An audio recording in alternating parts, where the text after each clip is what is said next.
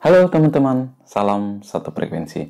Nah, teman-teman, salah satu cara untuk menumbuhkan aset kita agar aset kita bisa bekerja keras juga untuk kesejahteraan kita adalah dengan cara berinvestasi. Itu merupakan salah satu cara. Nah, sebenarnya masih banyak cara lain yang bisa Anda lakukan untuk menumbuhkan aset agar bisa asetnya memberikan penghasilan pasif kepada Anda, yaitu adalah salah satunya juga dengan bisnis. Nah, tapi kali ini kita akan membahas cara menumbuhkan aset melalui investasi. Nah, seperti apa pembahasannya? Mari kita ikuti setelah yang berikut ini.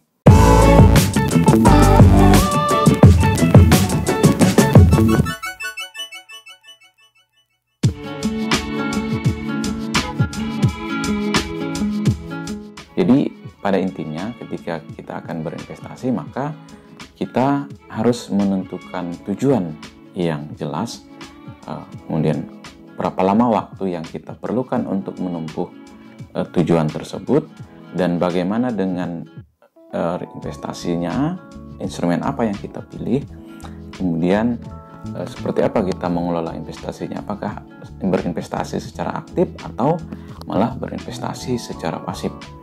Nah, teman-teman, saya memang bukan pakar investasi, tetapi dalam hal ini saya bertujuan untuk sharing dan sedikit edukasi pada teman-teman, karena seperti kita dengar, saya juga cukup miris melihat masih ada ternyata orang yang seringkali terjebak dalam investasi bodong dan berharap pengembalian tinggi atau return tinggi, tetapi pada akhirnya investasinya bodong dan tidak kembali duitnya, boro-boro mau untung malah uangnya hilang. Nah, hal inilah yang mendorong saya untuk membuat channel ini, sehingga lahirlah channel Catatan Daniel, dan di sini saya sharing tentang edukasi secara investasi, baik itu di reksadana, saham, kemudian maupun investasi pada diri sendiri. Nah, dan tentu saja di dalam investasi ini saya juga tadi di awalnya menyampaikan bahwa saya bukan pakar dan saya juga bukan ahli investasi, tetapi hanya seorang pemula yang ingin sharing.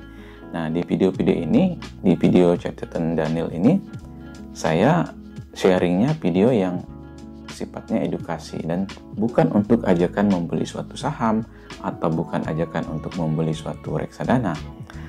Nah, itu teman-teman sebagai pengantar dari video kita ini, itu yang saya anggap sesi pertama.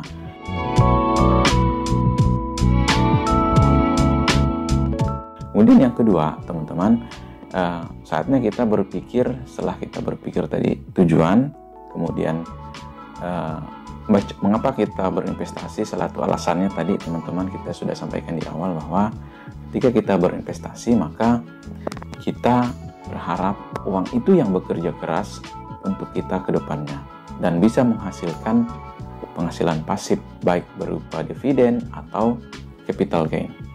Nah, kemudian yang kedua, teman-teman, kita mau bahas tentang instrumen yang sesuai untuk investasi. Nah, di dunia investasi sebenarnya kita mengenal beberapa instrumen. Yang pertama, tentu saja instrumennya di pasar saham. Kemudian instrumen yang kedua itu yang instrumen pasar uang. Kemudian yang lainnya kita bisa lihat ada di properti, kemudian di emas, kemudian ada juga yang namanya di future atau turunan dari investasi tersebut. Sebenarnya masih banyak lagi jenis-jenis yang lain, tapi pada dasarnya itu adalah kelompok-kelompok. Tadi seperti di pasar modal itu, produk-produk yang ada di pasar modal itu adalah seperti saham, kemudian reksadana, kemudian juga ada obligasi, waran, kemudian juga ada, kita melihat ada yang namanya di situ, oh ya tadi sudah diulang, waran. Nah, tentu saja produk-produk investasi di pasar modal ini yang mengawasinya itu adalah regulatornya itu adalah ya OJK, yang pelaksananya adalah biasanya Sentra Efek Indonesia kalau di situ, atau Bursa Efek Indonesia. Nah, di bursa ini sebagai pelaksana, maka jelas bahwa ada pihak-pihak yang mengontrol, ada pihak-pihak di dalam bursa ini, di pasar modal ini ada yang namanya pelakunya di situ regulator, kemudian ada pengawas, kemudian ada juga si investor, ada juga si perusahaan yang tentu saja memiliki instrumen untuk dijual kepada investor atau untuk ditawarkan kepada investor. Nah, teman-teman, yang menariknya kita akan lebih mengerucut di pasar modal. Yang menariknya di pasar modal adalah istilahnya kita nih mau cari modal tuh lebih lengkap itu sebenarnya di pasar modal. Nah, dan kenapa kita memilih pasar modal? Karena cenderung ini jauh lebih liquid dibandingkan pasar properti misalnya. Kemudian kita juga yang namanya liquid yang kedua adalah pasar uang. Nah, tapi kita akan fokus ke pasar modal. Nah, likuiditas dari pasar modal ini sebenarnya ditentukan dari pemilihan instrumen yang kita tentukan. Nah, misalnya Anda memilih saham. Nah, saham ini ada 800-an saham yang ada di bursa. Kemudian kalau untuk manajer investasi yang menjual reksadana atau menawarkan reksadana, ini ada ratusan. Dan banyak lagi profesi penunjang lain. Ada juga yang namanya penasihat keuangan. Ada juga yang namanya analis. Dalam hal ini mereka membantu para investor dan juga sekaligus bekerja untuk para perusahaan dengan memberikan laporan-laporan mereka, hasil riset mereka. Nah, dari sini kita bisa melihat bahwa ketika Anda mau berinvestasi, instrumennya tadi sudah kita sampaikan di awal bahwa instrumennya itu bisa lewat pasar modal, bisa lewat pasar uang, bisa lewat properti, bisa lewat emas, bisa lewat apapun yang sifatnya bisa dilakukan analisis. Nah, bisa dilakukan analisis ini artinya ada laporan yang diterbitkan dari si instrumen investasi tersebut. Ada laporannya, di bisnis modelnya ada, dan kita bisa lihat, dan kita bisa amati, kita bisa analisis.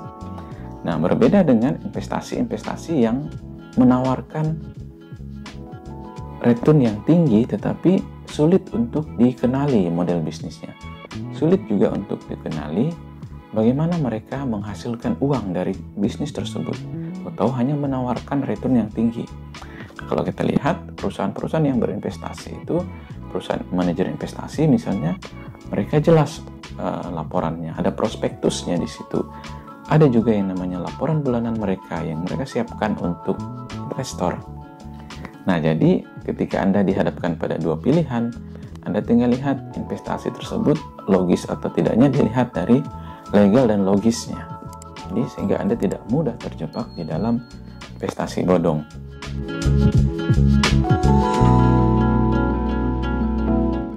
Nah, di dalam melakukan analisis investasi sebenarnya ada berbagai teknik yang bisa kita lakukan, tetapi umumnya itu mengarah pada dua analisis, yaitu analisis secara teknikal dan analisis secara fundamental.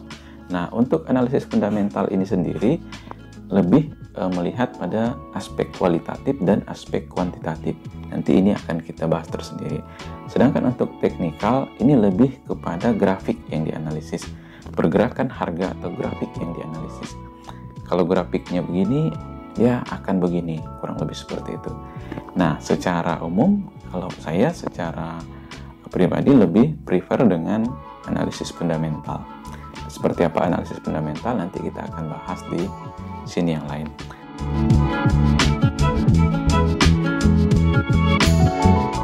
Kita sudah membahas 3 hal tentang investasi. Yang pertama tadi, tujuan kita berinvestasi adalah supaya kita dapat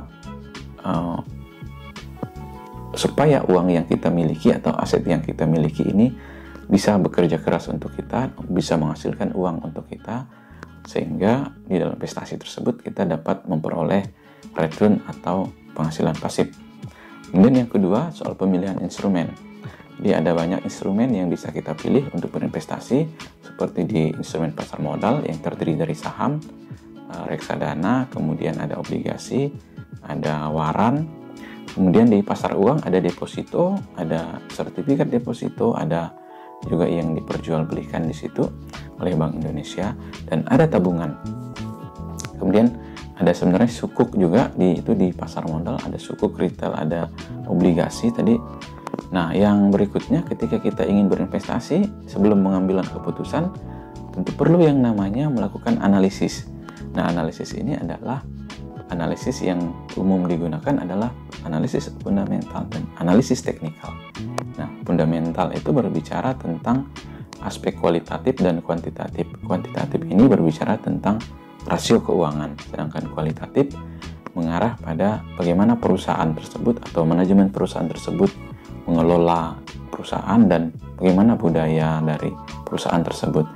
Nah, sedangkan yang teknikal lebih berbicara tentang bagaimana kita menganalisis grafik pergerakan dari harga suatu instrumen, instrumen investasi. Itu secara teknikal, dan keduanya tentu jauh berbeda, memiliki perbedaan, memiliki kelebihan dan kekurangan masing-masing. Nah, so teman-teman, intinya sebelum Anda mengambil keputusan investasi, maka Anda wajib melakukan analisis. Oke, teman-teman, demikian cerita singkat tentang investasi.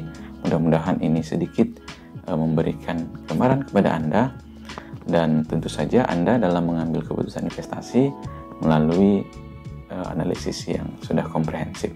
Oke, teman-teman, terima kasih sudah menyaksikan video ini. Jika Anda suka, Anda boleh like, Anda boleh subscribe. Jika Anda tidak suka, Anda silahkan juga dislike atau unsubscribe. Oke, terima kasih dan salam satu frekuensi.